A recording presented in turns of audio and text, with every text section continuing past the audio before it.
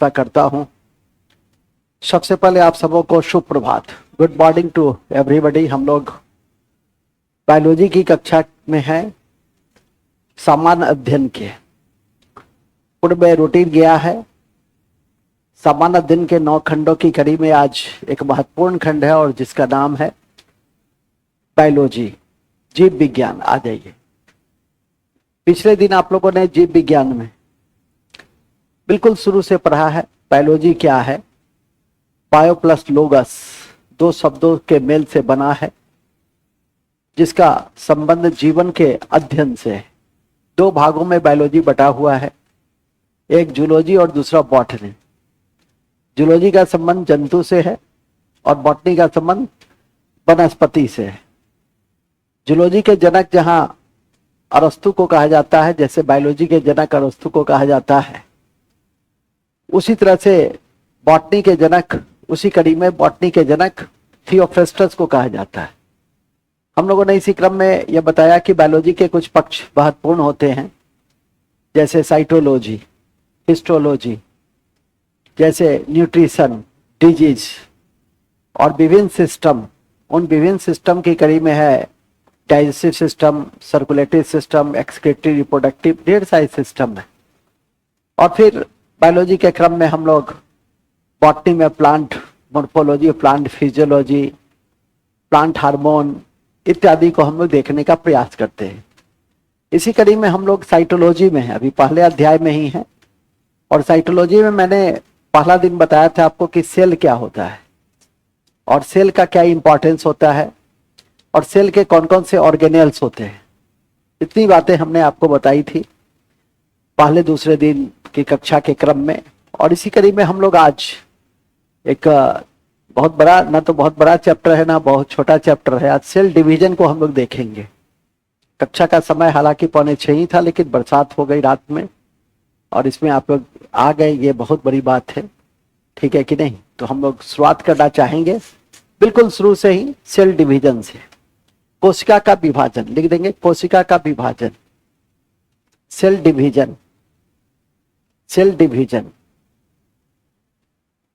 ठीक है, चलिए। कोशिका का विभाजन,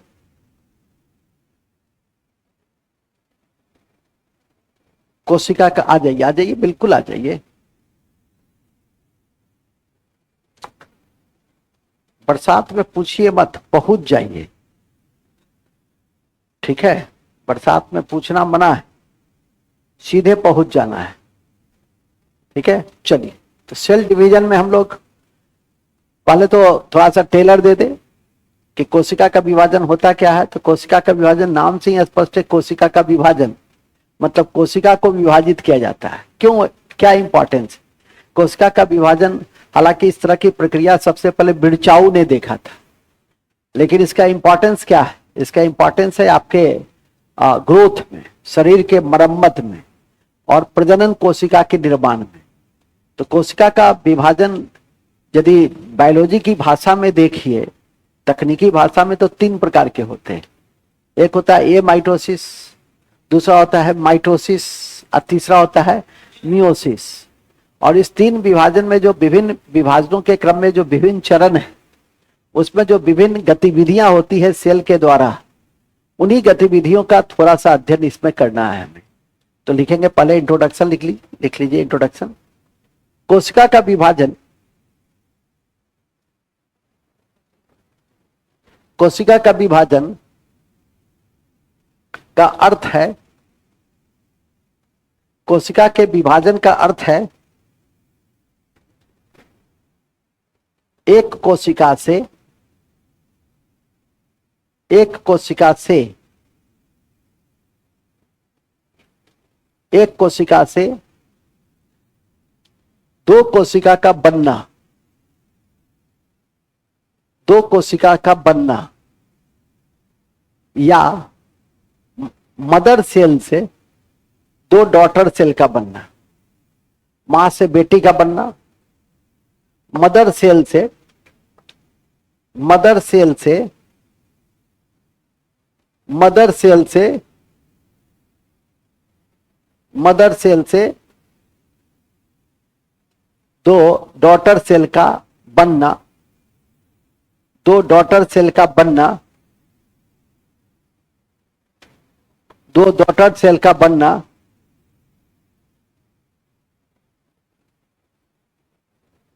दो डॉटर सेल का बनना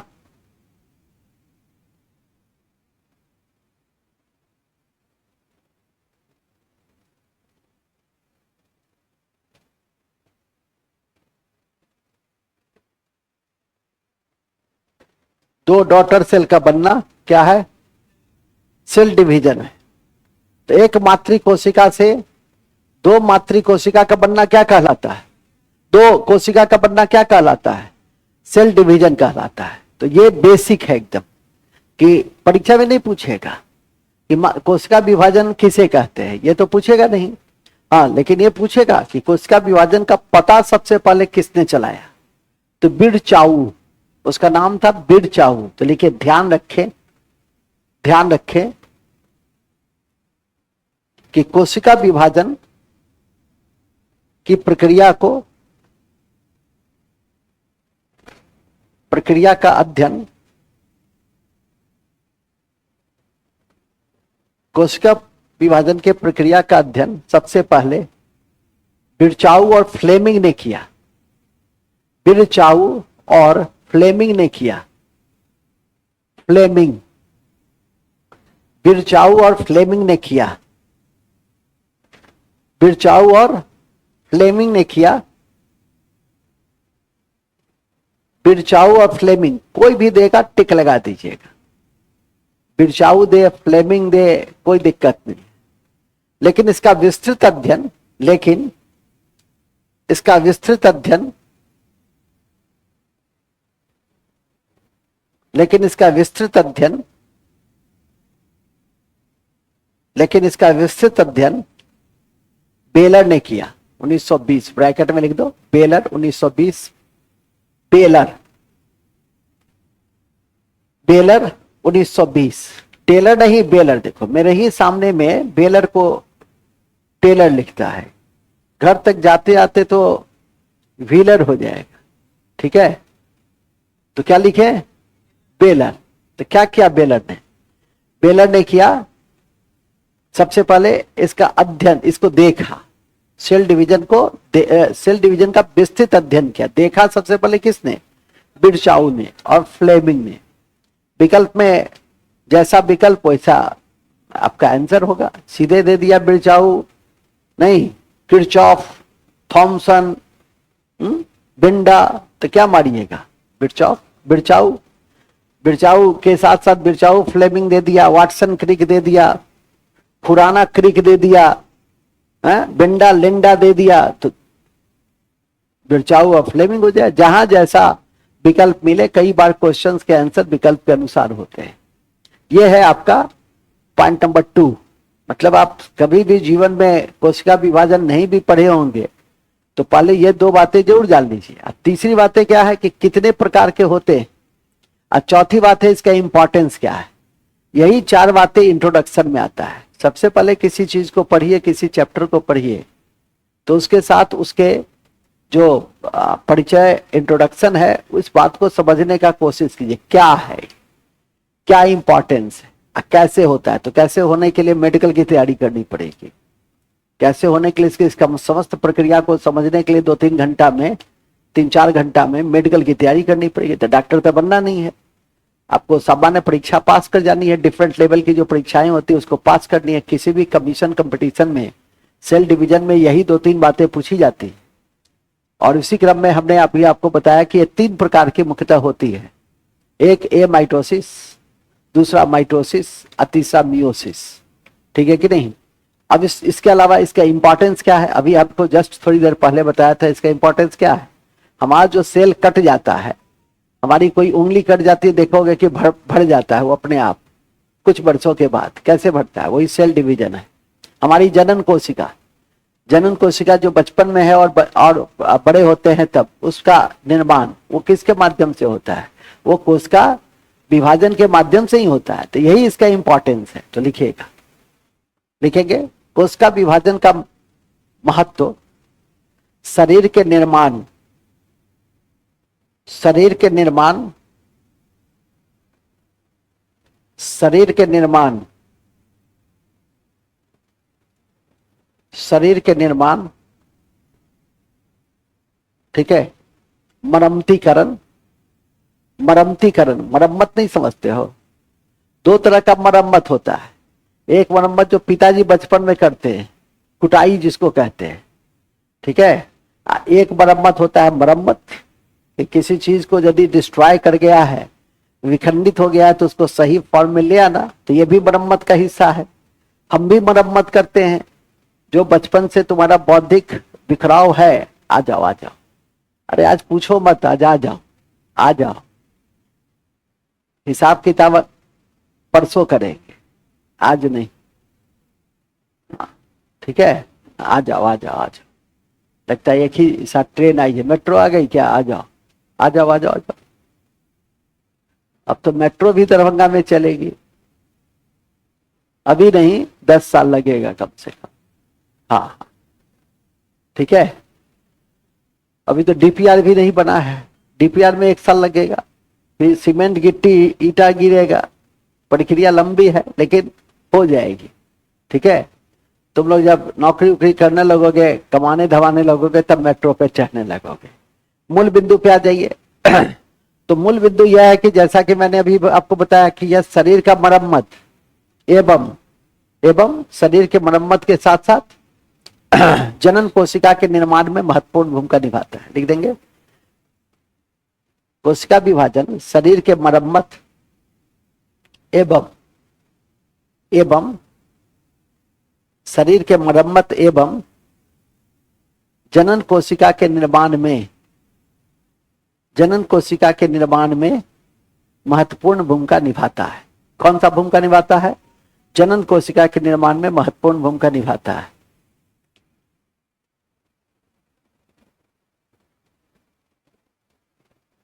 अब आइए, ये 3 प्रकार के होते हैं। देखेंगे कोशिका विभाजन 3 प्रकार के होते हैं। कोशिका विभाजन 3 प्रकार के होते हैं, ठीक है।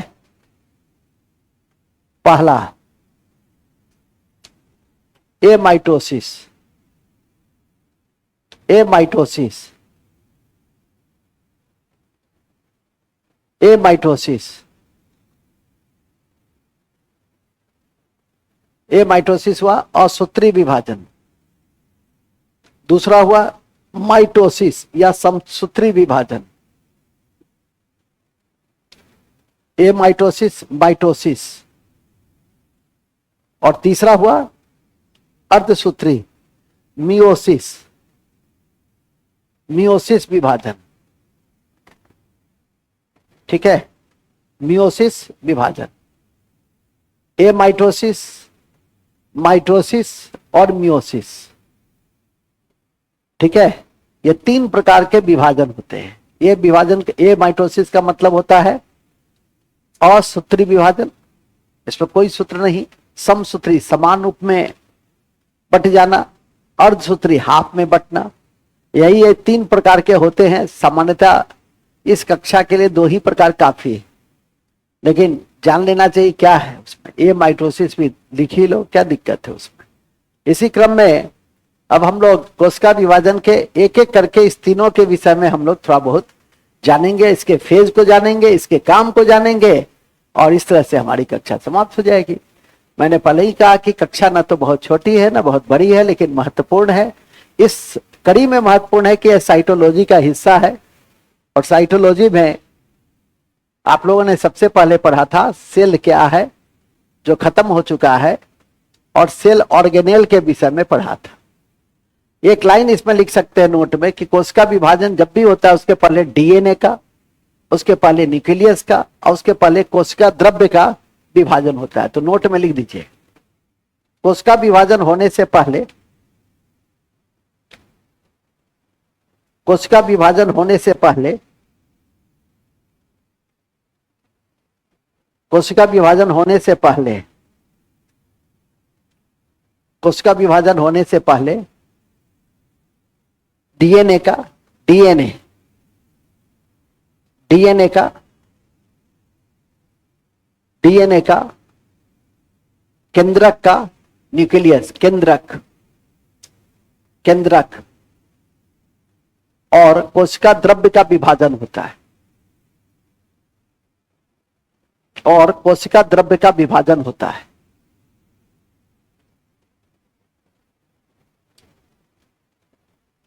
और कोशिका द्रव्य का विभाजन होता है।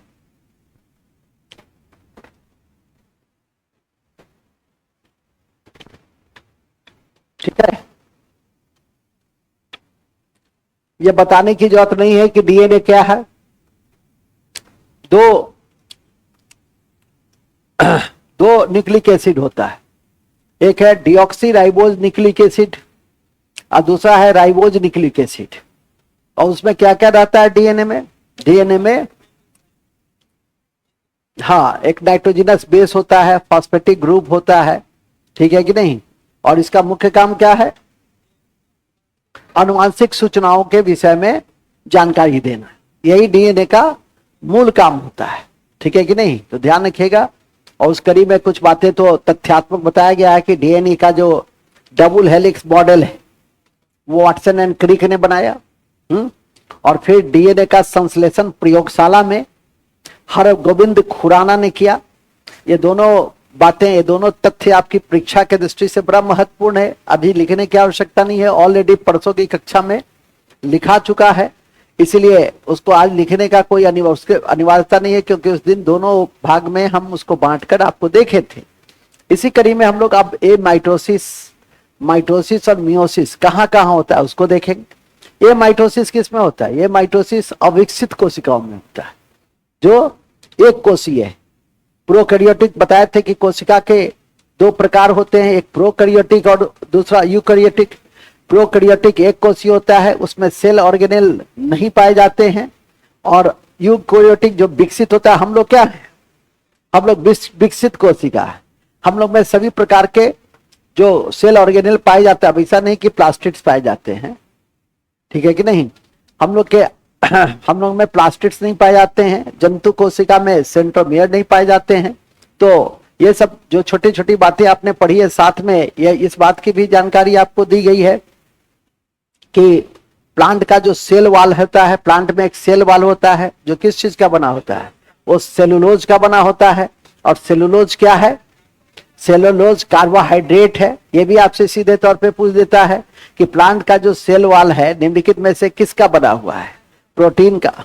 तो आज ना, ठीक है कि नहीं, प्लांट प्रोटीन का, फैट का, कार्बोहाइड्रेट का आपने या जाओ तो लिखे ही नहीं, तो लिखा हुआ था सेलुलोज, जो कि बोलते समय हमेशा बोलते हैं।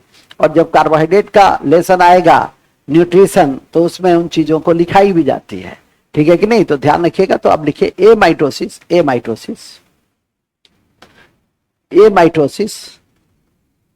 अविकसित कोशिका में देखे जाते हैं। अब एक एक करके लिखेंगे ना तीनों के विषय में। ए माइटोसिस सिर्फ अविकसित कोशिका में देखे जाते हैं, सिर्फ अविकसित कोशिका में देखे जाते हैं, अविकसित कोशिका में देखे जाते हैं। जैसे ब्लू ग्रीन एल्गी, नीला हरित शैवाल, blue green algae, east,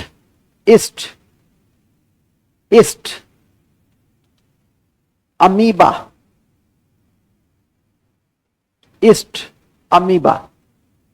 note में लिखो। ब्लू ग्रीन एल्गी, फिर से सुन लो,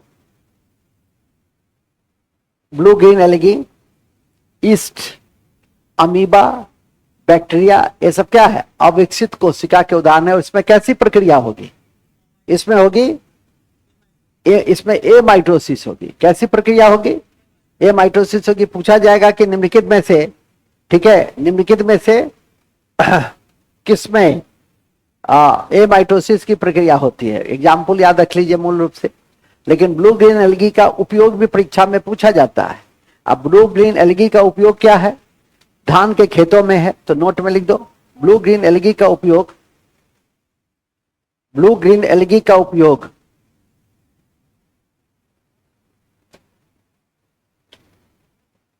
ब्लू ग्रीन एल्गी का उपयोग धान के खेतों में होता है।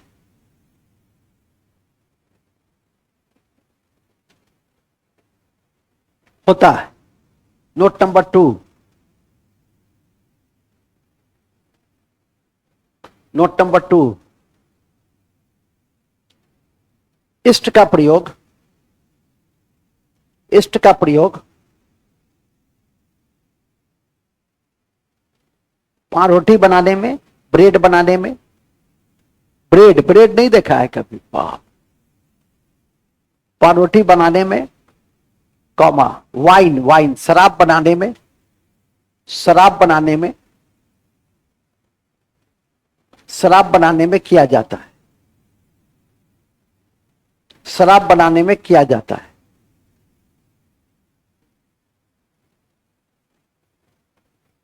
ठीक है।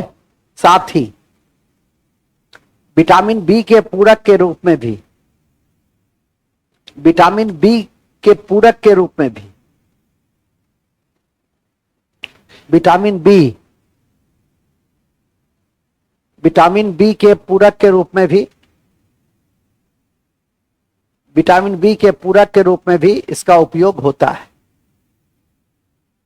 यह है आपका एवरीडे साइंस। यह क्या है आपका? यह है एवरीडे साइंस। ठीक है। अभी नहीं सर, इसमें लिखे नहीं थे। अरे हर चीज इसमें नहीं लिखी जाती है, ये पीपीटी है। ठीक है, कि जिससे कि सर आप जो यह के बदला रॉ लिख देते हैं, और सर ये क्या हुआ जी, रॉ के बदला को लगता है, तो उससे निपटने के लिए यह प्रक्रिया अपनाई गई है। ठीक है, कि य र प में अंतर आपको समझ में आ जाए, मूल में आ जाइए। फिर भी और कुछ बातें तो ऐसी होती है जो क्लास में ही बताई जाती है, और उसका एक्सप्लेनेशन क्या है क्लास में, तो यही है कि ब्लू ग्रीन एल्गी का उपयोग किस में करते हैं, तो धान के खेत में करते हैं। ईस्ट का उपयोग किस में करते हैं, तो वाइन इंडस्ट्री में करते हैं, बेवरेज इंडस्ट्री में करते हैं। ठीक है, और मेडिसिन में करते हैं। मेडिसिन में कहाँ करते हैं, तो विटामिन बी के पूरक के रूप में करते हैं। तो यही तो आपको याद रखना है ईस्ट में।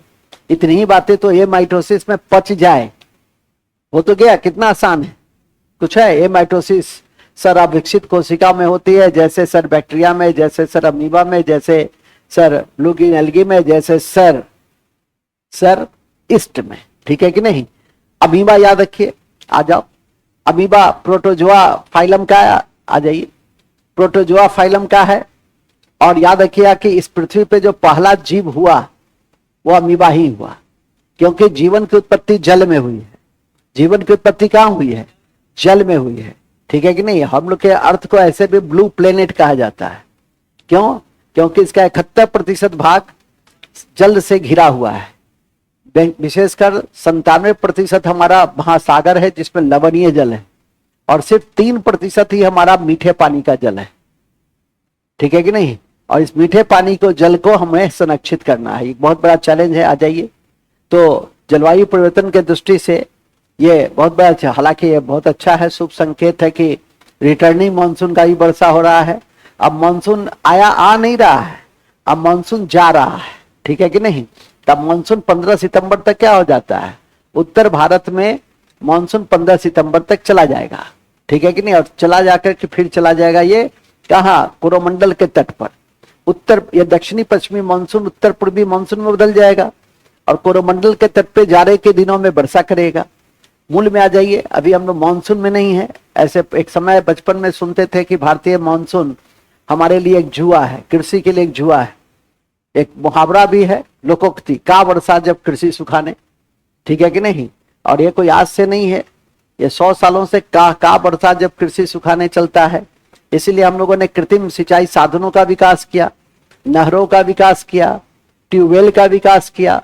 पहले भी करते थे एंशिएंट टाइम में, मेडाइवल टाइम में आहार और पाइन, कुआं, ये सब का जो विकास है वो बहुत बहुत दिनों से है। बाव, एंशियंट टाइम में उसको वाव कहते, रानी का वाव को यूनेस्को की सूची में रखा गया हुआ है। बाब उसको कहते थे, बाब। गुजरात में रानी का वाव को हम लोगों ने यूनेस्को की सूची में रखा है, माने पानी का जहां संग्रहण किया जाता था।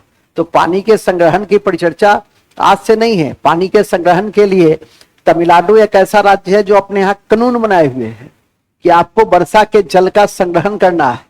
इसके लिए कानून बनाया है, बजाबता आपकी परीक्षा में पूछा भी जाता है। हमारा एक अभी ड्राई सिटी डेवलप किया बंगलोर में, ठीक है, बंगलुरु में, कि ड्राई सिटी मतलब कि वहां अब आपके पास पानी नहीं है, इसलिए वहां अपार्टमेंट की कीमत जो 2 करोड़ की थी वो 25-50 लाख हो गई है। आ जाइए, अरे पहुंच जाइए, आ गए ना, आ जाओ, ठीक है। तो खैर अभी हम लोग इस कड़ी में नहीं, लेकिन इस क्रम में बहुत सारी बातें सीख लिए, जैसे रानी का बाव सीख लिए, जैसे हमने तमिलनाडु एक ऐसा राज्य है जो पानी के लिए जल संग्रहण हेतु कानून बनाता है। हम लोग के यहाँ जल जीवन हरियाली मिशन चल रहा है। माननीय मुख्यमंत्री जी जल जीवन हरियाली, मतलब जल और हरियाली के बीच में ही जीवन है। उनकी यह संकल्पना थी कि हरियाली मतलब वनारोपण, वनारोपण करेंगे तो मृदा संरक्षण का सबसे बेहतरीन उपाय, मृदा अपरदन को यदि रोकना है तो सबसे बेहतरीन उपाय वृक्षारोपण ही होता है। पानी को लाना है इस पृथ्वी पे तो सबसे अच्छा उपाय वृक्षारोपण ही होता है। अपने जीवन में संकल्प ले लीजिए कि हर कम से कम अभी कि हर 6 महीने पे या अपने बर्थडे पे ही एक हम पेड़ पौधा लगाएंगे, ठीक है। आजकल उसको प्यार का पौधा, माँ का पौधा, ठीक है, कि अन्य नामों से जाना जाता है। फिलहाल कॉन्सेप्ट रखिए, ये सारी चीजें, ये नहीं कि सरकार जो है असम की सरकार ने सर एक रिकॉर्ड बनाया है सबसे ज्यादा पौधा लगाने का, उसमें आपका क्या योगदान है, ठीक है कि नहीं। पर्यावरण तो हम सबके लिए है, और पर्यावरण की कोई भी घटना वैश्विक घटना कहलाती है कि आज यदि आप यहाँ पर पर्यावरण को दुष्प्रभावित करेंगे तो इसका प्रभाव पूरे विश्व पे पड़ता है। रूस यूक्रेन युद्ध चल रहा है तो हम भी प्रभावित कहीं ना कहीं किसी रूप में होंगे। मूल बिंदु पे आ जाइए। मूल बिंदु यह है कि जैसा कि मैंने अभी आपको कहा कि हम लोग ए माइटोसिस को देख रहे थे, और ए माइटोसिस में क्या देख रहे थे, ए माइटोसिस में देख रहे थे कि किसमें होता है, नाम से ही स्पष्ट है, असूत्री, मतलब कोई इसमें विभाजन नहीं है। होता किसमें है, अविकसित कोशिका में। उन कोशिकाओं का हम उल्लेख कर रहे थे, ठीक है कि नहीं। और अमीबा किस फाइलम का है, तो प्रोटोजोआ का, उसको नहीं लिखाना है, क्योंकि ऑलरेडी क्लासिफिकेशन ऑफ एनिमल्स जब टैक्सोनॉमी पढ़ेंगे, और टैक्सोनॉमी किसको कहते हैं, क्लासिफिकेशन जो एनिमल या प्लांट्स का किया जाता है उसके स्टडी को कहते हैं। और जिसके फादर कौन थे, जिसके फादर थे लीनियस, जिसके विषय में आपको जानकारी हम देंगे। फिलहाल तो अभी हम लोग अपने मूल में आ जाए, साइटोलॉजी में आ जाए। तो लिखिए, अब लिखो समसूत्री विभाजन। समसूत्री विभाजन, यह विभाजन जंतु कोशिका में, यह विभाजन जंतु कोशिका में सबसे पहले जर्मनी के फ्लेमिंग ने देखा। जर्मनी के फ्लेमिंग ने देखा, जंतु कोशिका में जर्मनी के फ्लेमिंग ने देखा और इसका नाम माइटोसिस रखा, और इसका नाम माइटोसिस रखा है। इसलिए ऊपर में भी मैंने लिखा दिया है कि कोशिका विभाजन बिरचाउ और फ्लेमिंग ने देखा। माइटोसिस का विभाजन सबसे पहले जंतु कोशिका में जर्मनी के वैज्ञानिक किसने, फ्लेमिंग ने देखा। यह विभाजन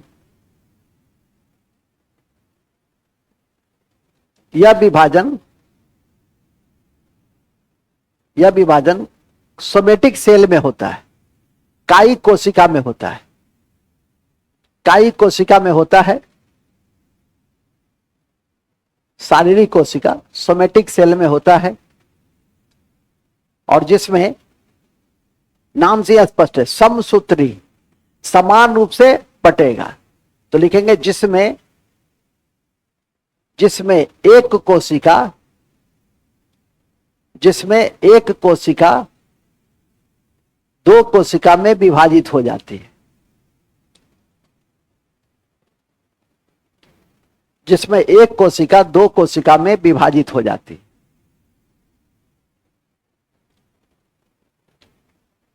फिर से विलंब से आने वाले छात्र के विषय में मैं जानकारी दे दूं कि हम लोग कहां से चले हैं और कहां तक पहुंचे। हम लोग आज सेल डिवीजन की कक्षा में है, जो साइटोलॉजी का ही अंतिम भाग है। और सेल डिवीजन में हम लोग देखें, नाम से स्पष्ट है, सेल डिवीजन मतलब कोशिका का विभाजन।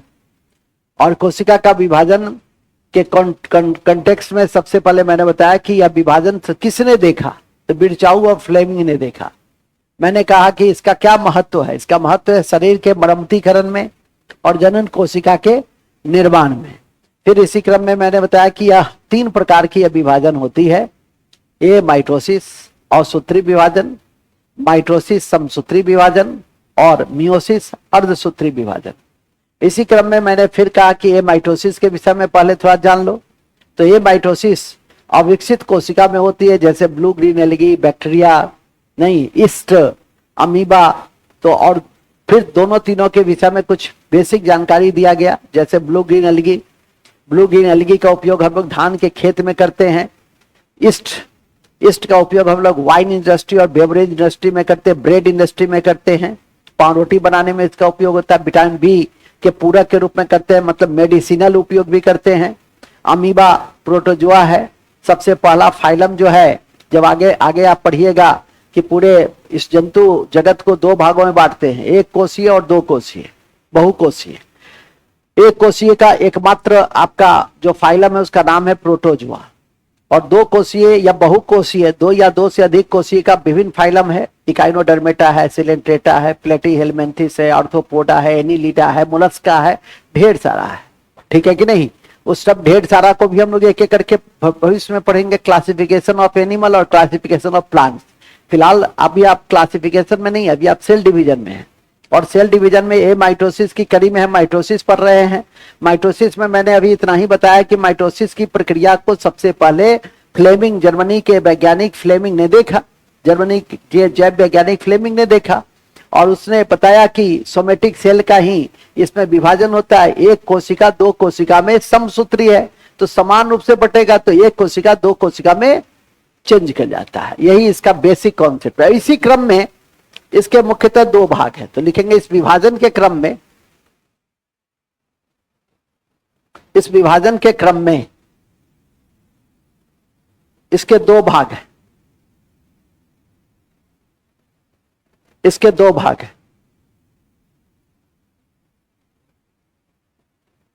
इसके 2 भाग हैं।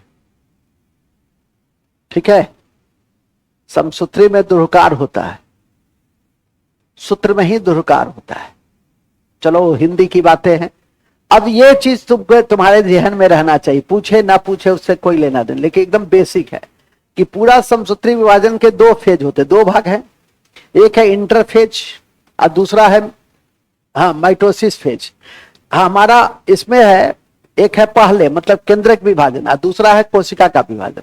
तो इस चार्ट को पहले बना लो, तो लिख दो समसूत्री विभाजन की 2 भाग है।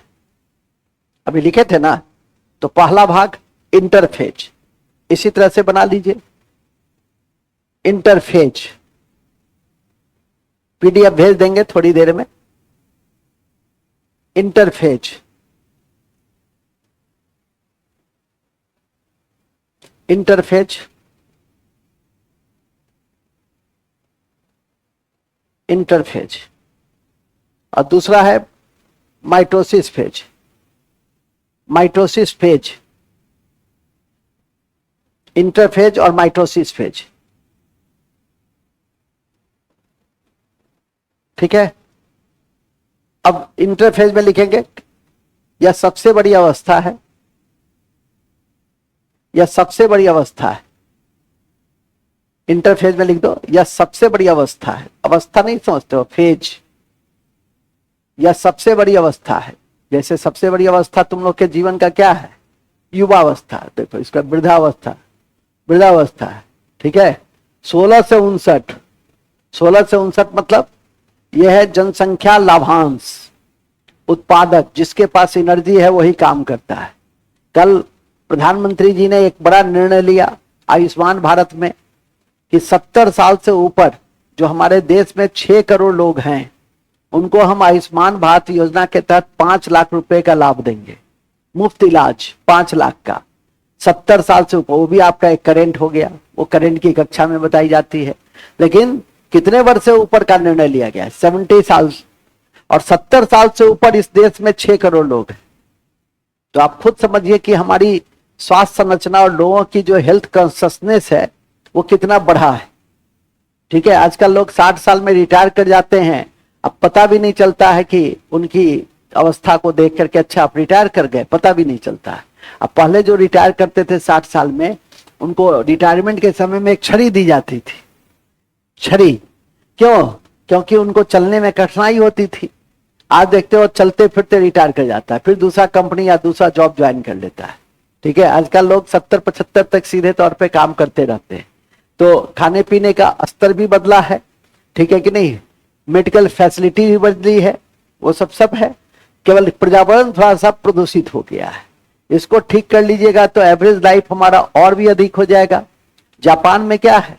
जापान में एवरेज लाइफ अधिक होने का कारण है, आइसलैंड में अधिक होने का कारण है, लोग प्रकृति से जुड़े हुए हैं। वहां गाड़ी भी रहेगा तो लोग पैदल चलेंगे या साइकिल से चलेंगे। हमारे यहाँ यदि आप साइकिल से चलने लगिएगा तो 25 आदमी जो पूछेंगे कि साइकिल से ड्राइवर भाग गेल की, गाड़ी खराब भाग गेल की, मतलब 10 तरह से वो अपना कमेंट देंगे। यदि आप कार्यालय साइकिल से चलने लगेगा गाड़ी रहते हुए तो मीडिया का न्यूज बन जाइएगा, पर्यावरण का ब्रांड एम्बेसडर बन जाइएगा। एक अधिकारी ऐसा भी, इसका आपके पीछे पड़ा रहेगा। किसी दिन आप गलती से गाड़ी पे चढ़ गए तो लिख देगा कथनी और करनी में इस अधिकारी का अंतर। ठीक है कि नहीं? तो इस तरह का भी होता है कि आप यदि होता है, आप गौराबोराम आपको जाना है, घनश्यामपुर जाना है तो साइकिल से नहीं ले जाइएगा। ठीक है कि नहीं? तो लिख देगा कथनियां कर, तो जो प्रशंसा करेगा वही आलोचना भी शुरू कर देगा। मूल बिंदु पे आ जाइए, लिखिए आगे, ये लिखिए, ये लिख दिए ना कि सबसे बड़ा फेज कौन सा है? सबसे बड़ा फेज है इंटरफेज। कोशिका विभाजन की इसमें क्या होती है? लिख देंगे, इसमें कोशिका विभाजन की तैयारी होती है। इसमें कोशिका विभाजन की तैयारी होती है। खाना बनाते हैं तो डायरेक्ट खाना नहीं ना बन जाता है, उसकी तैयारी होती है। नहीं, कद्दू छिलाता है, लहसुन कटता है, सब मसाला सबको इकट्ठा रखते हैं, नहीं तब न जाके खाना बनता है। तो उसी तरह से ये क्या है? ये खाना बनाने की पहले क्या, बनने की पहले की अवस्था है। कोशिका विभाजन की तैयारी होती है किसमें? इंटरफेज में, जो सबसे बड़ी अवस्था है। पूछेगा यही कि माइटोसिस में सबसे बड़ी अवस्था कौन सी है? तो इंटरफेज, फटाक से बना दीजिएगा। फिर आइए इधर, माइटोसिस फेज लिखेंगे पहला और बाद में। पहले में केंद्रक विभाजन, केंद्रक विभाजन, और दूसरा में कोशिका विभाजन, कोशिका विभाजन, कोशिका विभाजन।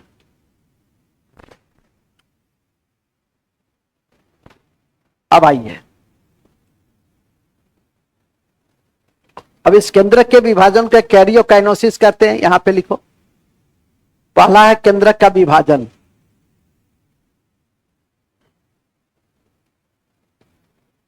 केंद्रक का विभाजन, और दूसरा में है कोशिका विभाजन। पहला में लिखो केंद्रक विभाजन, कैरियोकाइनोसिस। इसकी 4 अवस्था होती है।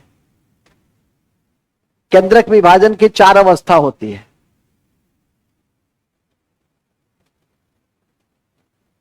केंद्रक विभाजन की 4 अवस्था होती है। पहली prophase, metaphase, prophase, metaphase, anaphase और telophase. Prophase, metaphase, prophase, metaphase, anaphase, telophase. ये सब 8th 9th के बायोलॉजी में ही पढ़े होंगे। प्रोफेज, मेटाफेज, एनाफेज, लेकिन उस समय इसकी महत्ता को नहीं समझते होंगे, इसका क्या इंपॉर्टेंस है। ठीक है, वो तो बाद में पता चलता है कि इसका क्या महत्व है।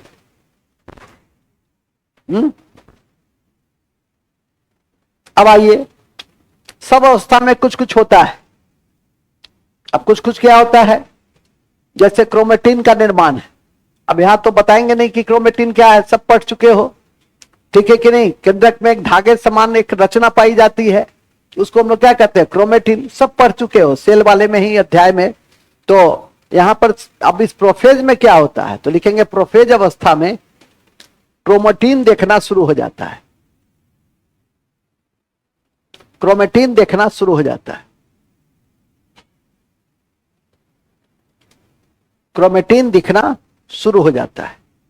यह पूर्व की अवस्था है। क्रोमेटिन दिखना शुरू हो जाता है। ठीक है, और कुछ नहीं, ये सब कुछ नहीं। मेटाफेज ये सब कुछ नहीं। मेटाफेज में डैश कर दो, मेटाफेज में डैश कर दो। हाँ, अब एनाफेज लिख दो। एनाफेज में पूरा गुणसूत्र बन जाता है। एनाफेज में पूरा गुणसूत्र बन जाता है।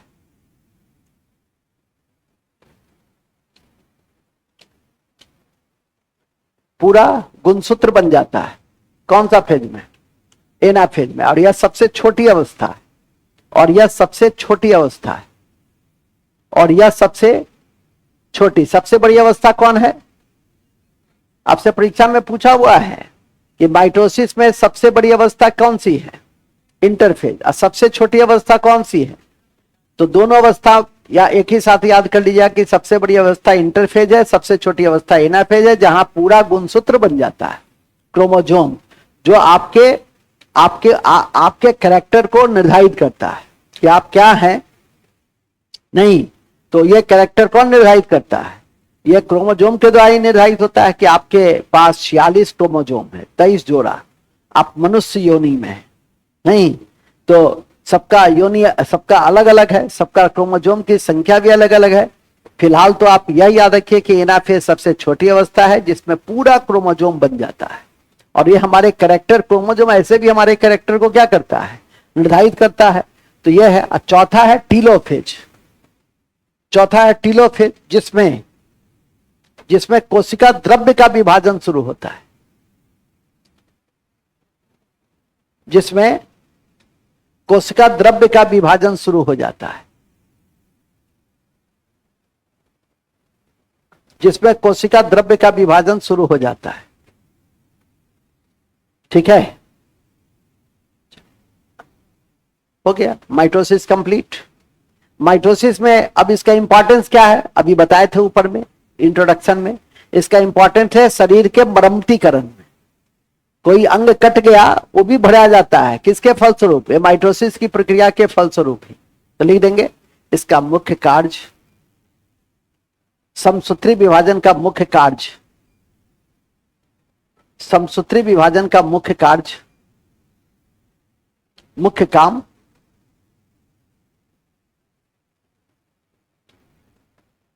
शरीर का मरम्मतीकरण होता है। शरीर के मरम्मतीकरण, शरीर के निर्माण में इसकी मुख्य भूमिका होती है। शरीर के निर्माण में इसकी मुख्य भूमिका होती है।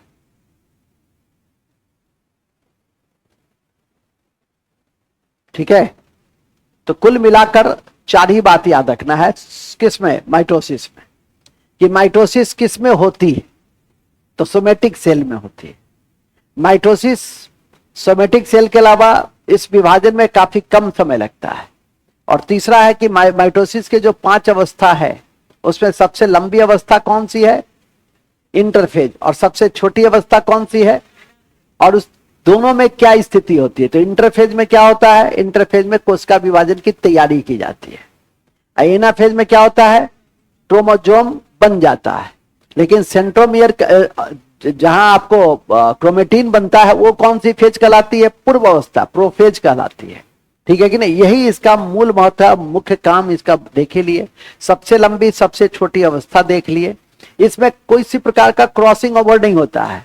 जब क्रॉसिंग ओवर गुणसूत्र में नहीं होगा तो किसी प्रकार की आनुवांशिक विविधता भी नहीं पाई जाएगी। तो वो तो जैसे ही सब अर्धसूत्री में बताएंगे तो उसके कैरेक्टर से अपने आप जोड़ लीजिएगा कि समसूत्री में नहीं होता है, तभी ना। जब होता तो ये भी लिखा देते कि माइटोसिस की तरह इसमें भी समसूत्री, इसमें भी आनुवांशिक विविधता क्रॉसिंग ओवर होता है। लेकिन यहां बताने की आवश्यकता नहीं है, अंडरस्टूड है ये 4 पॉइंट आपको। तो ये 4 पॉइंट दिमाग में रख लीजिए, काफी है आपके लिए। 5 फेज है, 5 चरण है, interphase, anaphase, prophase, metaphase, anaphase और टीलोफेज। ठीक है, यही आपके लिए अपने ये नाम याद करने में जो कठिनाई हो, लेकिन थोड़ा सा टाइम देंगे तो याद हो जाएगा और उसके बाद सारा काम खत्म। अब आ जाइए मियोसिस, तो लिखेंगे मियोसिस, अर्धसूत्री विभाजन। माइटोसिस समझ में आ गई ना? क्या जानना है उसको हमेशा कमीशन में इस बात को ध्यान रखो। कमीशन एक कंपटीशन, एक एब्जॉर्बिंग वोमिटिंग सिस्टम है। हमको कितना जानना है, कितना छोड़ना है। ये जो व्यक्ति जान गया जितना जल्दी, उतना राइज कर गया। आईएएस जैसी विश्व की सबसे कठिन परीक्षा में भी 40 से 50% ही पाठ्यक्रम को कवरेज किया जाता है, और लेकिन जो कवरेज किया जाता है उसको पूरी गहनता से की जाती है। ठीक है कि नहीं? लेकिन आपकी परीक्षा में 40 से 50% पाठ्यक्रम के कवरेज से नहीं होता है। ठीक है, क्योंकि आपकी परीक्षा ऑब्जेक्टिव की परीक्षा है, वहां ऑब्जेक्टिव सह सब्जेक्टिव की परीक्षा है, तो स्वाभाविक है कि वहां का अप्रोच अलग होता है। यहाँ का अप्रोच, यहाँ जितने भी चैप्टर हैं उन सभी चैप्टर पे एक सुपरफिशियल एंगल होता है। ठीक है कि नहीं? सुपरफिशियल एंगल मतलब एक सतही दृष्टिकोण आपके पास होना चाहिए हर अध्याय का, और उसी कड़ी में आपको ये सारी बातों की जानकारी दी जाती है। और इसी क्रम में हम लोग पढ़ेंगे कौन? अर्धसूत्री विभाजन, मियोसिस। तो लिखिए मियोसिस। मियोसिस, मियोसिस की खोज, मियोसिस की खोज सबसे पहले बिजमैन ने किया। बिजमैन, मियोसिस की खोज सबसे पहले बिजमैन ने किया। बिजमैन लिख दे क्या? मियोसिस की खोज सबसे पहले बिजमैन ने किया। बिजमैन ने किया और फॉर्मर और मूरे ने इसका नामकरण किया। फॉर्मर और मूरे ने इसका नामकरण किया।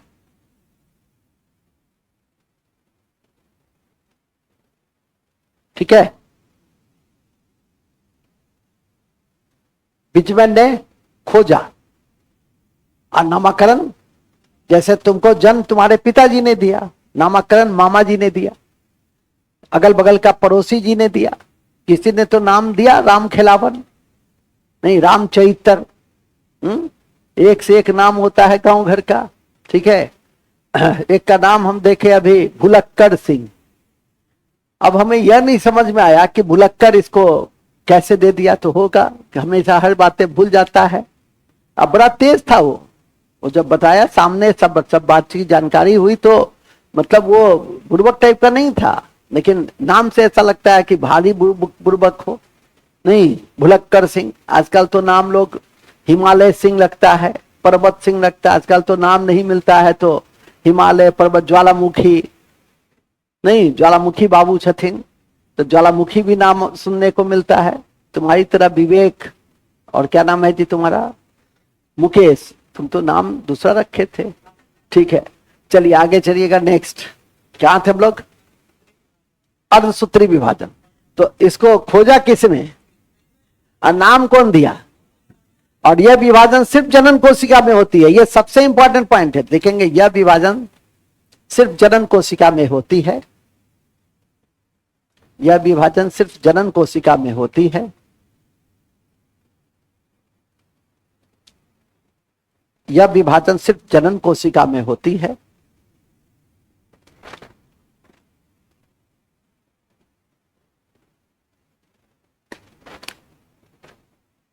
सिर्फ जनन कोशिका में होती है।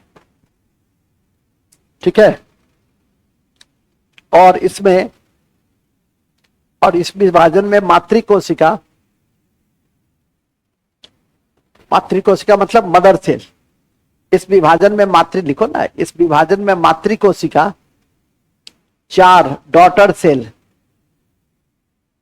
4 पुत्री कोशिका या संतति कोशिका या डॉटर सेल में परिणत हो जाती है। उसमें कितना में परिणत होती है? 2 में। इसमें 4 में। एक मदर सेल 4 सेल में कन्वर्ट कर जाती है। किसमें? मियोसिस में। ठीक है,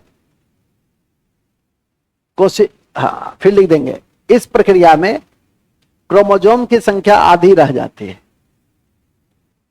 इस प्रक्रिया में क्रोमोजोम की संख्या आधी रह जाती है, आधी रह जाती है।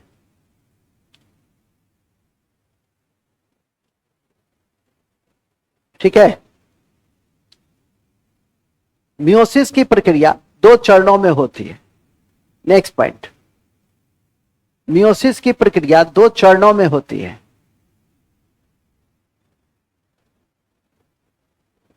मियोसिस की प्रक्रिया 2 चरणों में होती है। कौन से 2 चरण होते हैं? मियोसिस 1 और मियोसिस 2। मियोसिस 1 और मियोसिस 2 2 चरणों में होती है। पहला 1 और 2।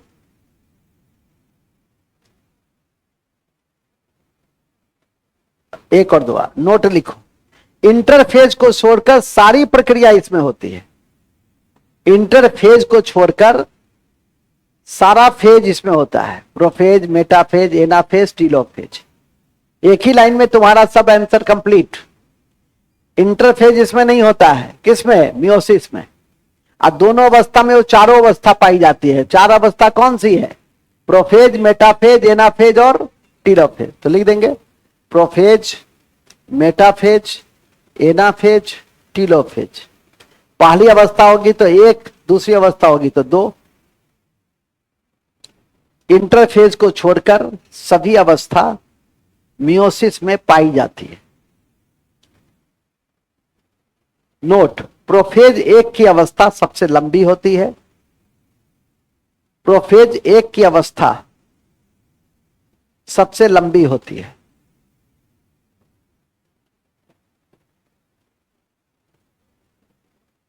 सबसे लंबी होती है। प्रोफेज 1 की अवस्था सबसे लंबी होती है मियोसिस 1 में। और फिर लिखेंगे सबसे लंबी होती है और यह 5 उपचरण में विभाजित रहती है। उपचरण मतलब सब स्टेज में विभाजित रहती है। और यह 5 सब स्टेज उपचरण में विभाजित रहती है। उपचरण में विभाजित रहती है। उपचरण कौन कौन से हैं लिखेंगे। पहला लिख देंगे लेप्टोटीन। लेप्टोटीन, लेप्टोटीन,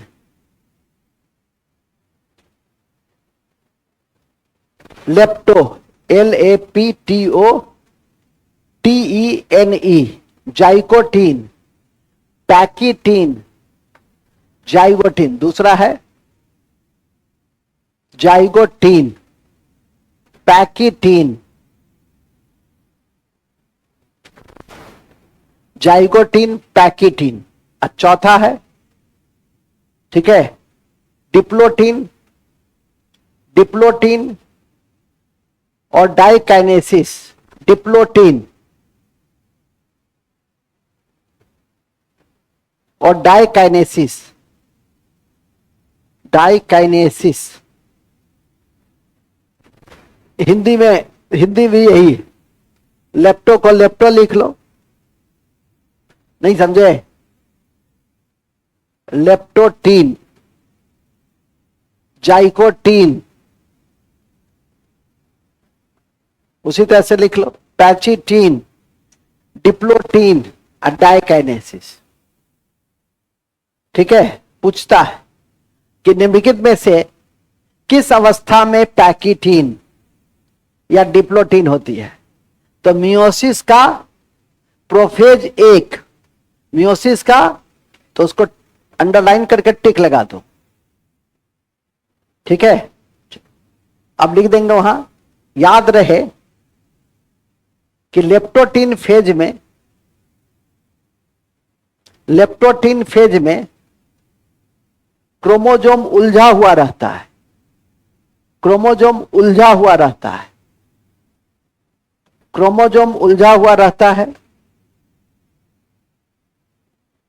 उलझा हुआ रहता है। Point number 2, note number 2, pachytene अवस्था में क्रॉसिंग ओवर की घटना पाई जाती है। क्रॉसिंग ओवर की घटना पाई जाती है। क्रॉसिंग ओवर की घटना पाई जाती है जिसके कारण आनुवांशिक पदार्थ का आदान प्रदान होता है।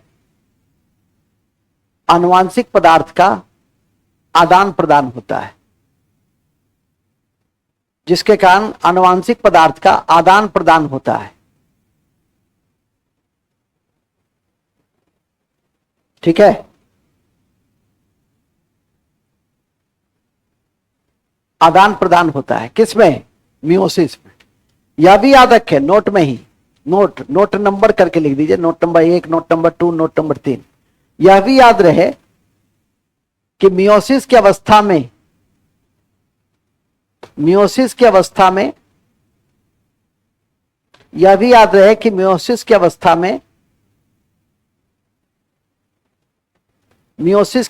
में आनुवांशिक विविधता के लक्षण पाए जाते हैं। आनुवांशिक विविधता के लक्षण पाए जाते हैं।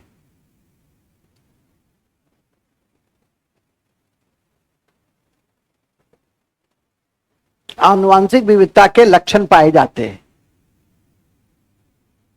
किसके लक्षण पाए जाते हैं? आनुवांशिक विविधता के लक्षण पाए जाते हैं। बस अब इसका सारा प्रक्रिया को समझ गए। लास्ट में क्या होता है? इंपॉर्टेंस, क्या काम है, क्या महत्व है, वो तो ऊपर में भी लिख लिया, लेकिन फिर भी लिख लीजिए, लिखेंगे इसके मुख्य कार्य या महत्व। इसके मुख्य कार्य या महत्व किसके? मियोसिस के। मियोसिस के मुख्य कार्य या महत्व।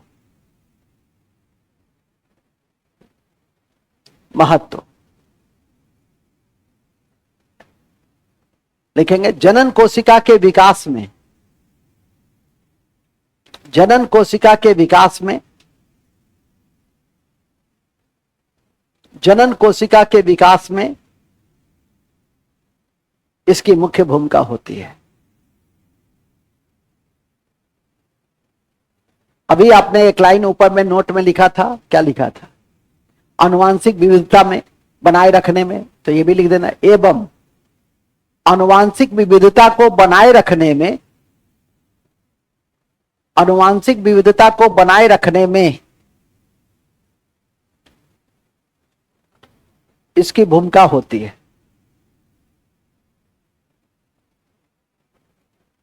इसकी भूमिका होती है। बस। तो आज की आपकी छोटी सी कक्षा की समाप्ति की मैं घोषणा करता हूं। और जब भी कोई कक्षा समाप्त होती है तो क्या पढ़ते हैं? बिना बूस्टर फैक्ट का तो जाएंगे नहीं, तो लिखिएगा booster fact. Booster fact, booster fact या महत्वपूर्ण प्रश्न या संभावित प्रश्न। एक बहुत इंपॉर्टेंट शब्द होता है उत्परिवर्तन। इसको अंग्रेजी में भी पूछता है म्यूटेशन।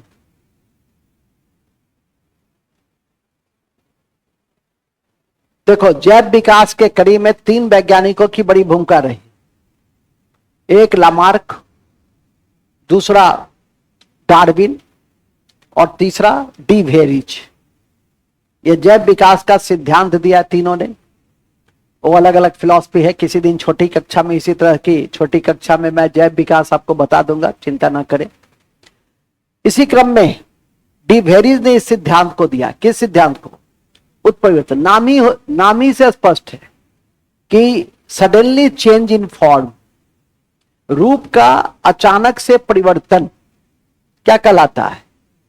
उत्परिवर्तन। लेकिन यहां किस माध्यम से है? रूप का परिवर्तन किस माध्यम से है? कोई हम केमिकल चेंज नहीं बता रहे या फिजिकल चेंज नहीं बता रहे हैं, केमिस्ट्री नहीं पढ़ा रहे हैं, हम तो बायोलॉजी पढ़ा रहे हैं। तो चेंज किसका होगा? जीन का होगा। तो लिखेंगे, उसमें एक लाइन लिख दो, जीन के भीतर जीन के भीतर, जीन आनुवंशिकता की इकाई है, वाहक है, सब पढ़े हो।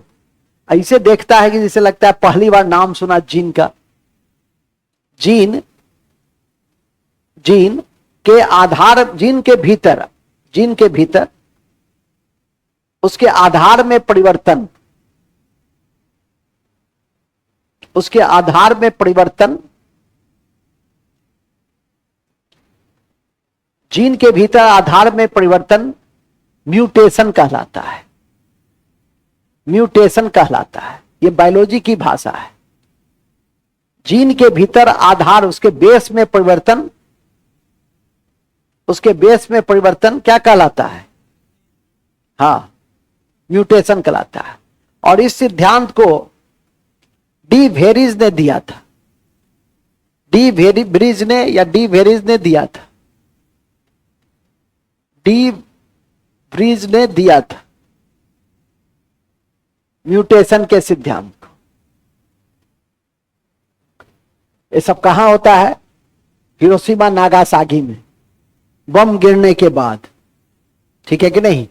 इसीलिए यह थ्योरी एक समय में काफी पॉपुलर था, उत्परिवर्तनवाद का सिद्धांत जैव विकास में, ठीक है कि नहीं?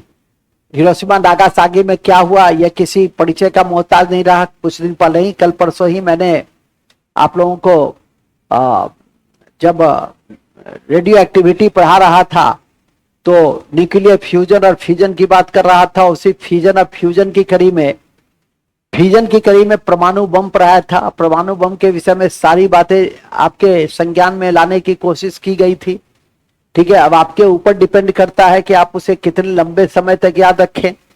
इसी क्रम में हमने आपको बताया कि म्यूटेशन, जीन के आधार में परिवर्तन क्या कहलाएगा? म्यूटेशन। कौन दिया इस सिद्धांत को? हालांकि इसको अंग्रेजी में सिंपली कहते हैं कि सडनली चेंज इन फॉर्म। कभी कभी होता है कि किसी वर्ड और सब्स्टिट्यूशन देखिए कहीं पर, अब म्यूटेशन मीन्स, तो म्यूटेशन मीन्स क्या? Suddenly change in form.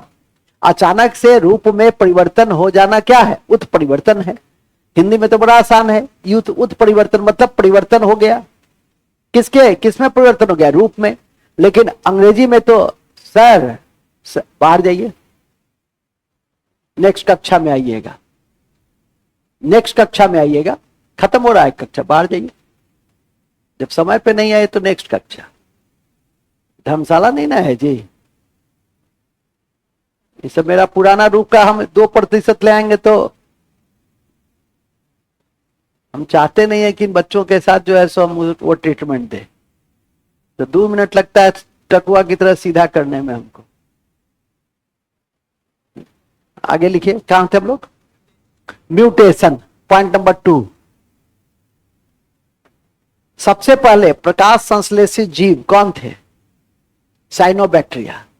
देखेंगे सबसे पहला प्रकाश संश्लेषी जीव, प्रकाश संश्लेषी जीव, सबसे पहले प्रकाश संश्लेषी जीव, प्रकाश संश्लेषी जीव साइनोबैक्टीरिया था। साइनोबैक्टीरिया था।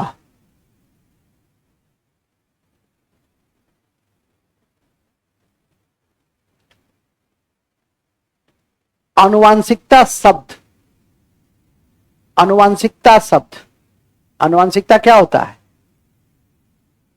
हम पूछेंगे, हाँ बोलो बोलो।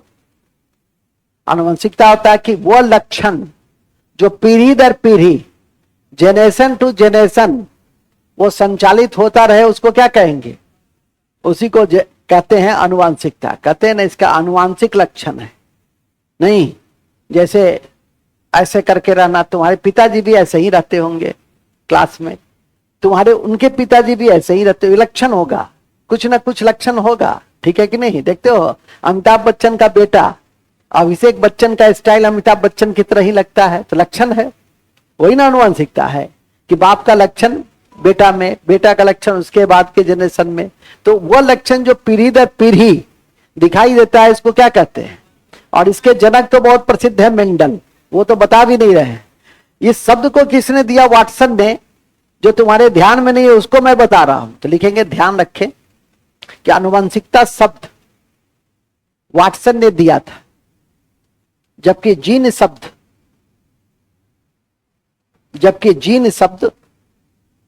जोहानसन ने,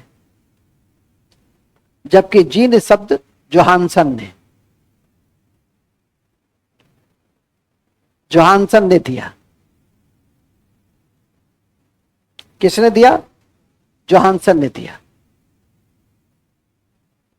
आर्थर कॉर्नबर्ग ने, आर्थर कॉर्नबर्ग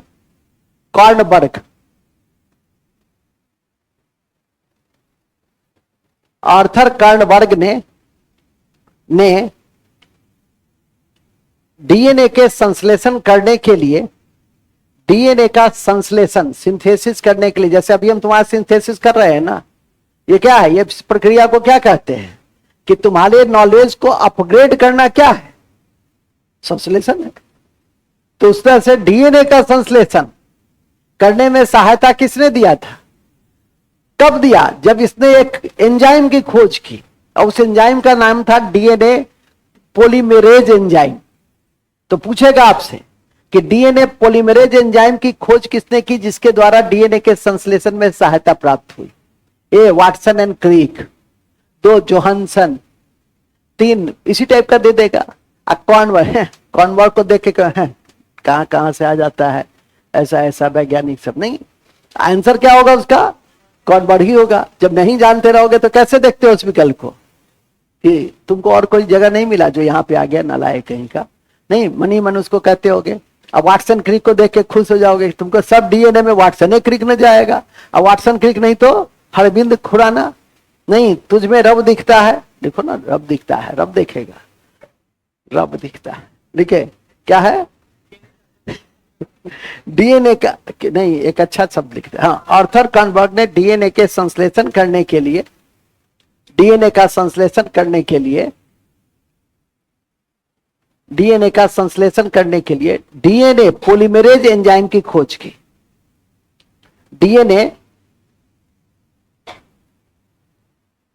डीएनए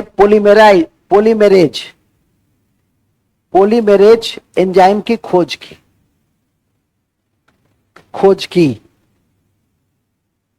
किसने? कॉर्नवालिस ने। कॉर्नवालिस नहीं, कॉर्नबर्ग ने। कॉर्नवालिस तो भूमि व्यवस्था, अंग्रेज के काल में भूमि व्यवस्था दिया था और उसका नाम था परमानेंट सेटलमेंट। ब्रिटिश काल में 3 भूमि व्यवस्था बहुत प्रचलित रही, जो इतिहास में पढ़िएगा। परमानेंट सेटलमेंट, रैयतवाड़ी व्यवस्था और महलवाड़ी व्यवस्था। हम लोग अभी सामान्य अध्ययन में क्या पढ़ रहे हैं? बायोलॉजी। तो अभी कॉर्नवालिस में नहीं है, कॉर्नबर्ग में है। कहां हम लोग हैं? कॉर्नबर्ग। फिर लास्ट भूलेंगे नहीं, गुणसूत्र का नामकरण वाल्टेयर ने किया। गुणसूत्र का, क्रोमोजोम का नामकरण वाल्टेयर ने किया। क्रोमोजोम का नामकरण वाल्टेयर ने किया। और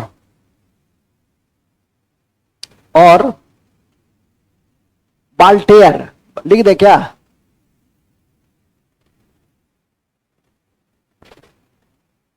वाल्टेयर ने किया। और वाल्टेयर ने किया और क्रोमोजोम में पाए जाने वाले आनुवांशिक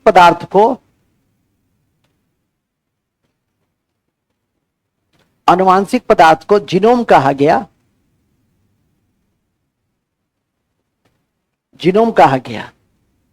और जीन इन्हीं गुणसूत्रों पे पाया जाता है। और जीन इन्हीं गुणसूत्रों पे पाया जाता है। और जीन इन्हीं गुणसूत्रों पे पाया जाता है। ये कौन बताएगा? लास्ट है।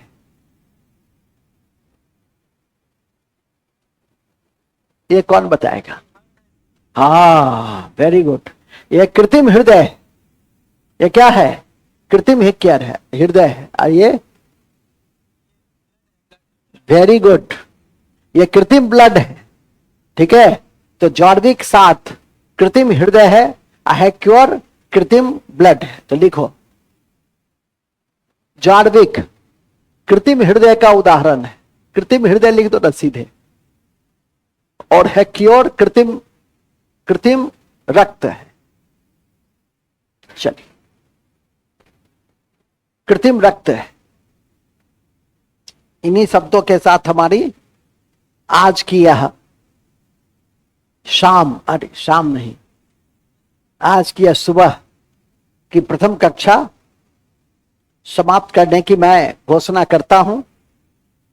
अपने अपने रूटीन के अनुसार आप लोग बने रहिएगा, ठीक है। समय हमें इससे अधिक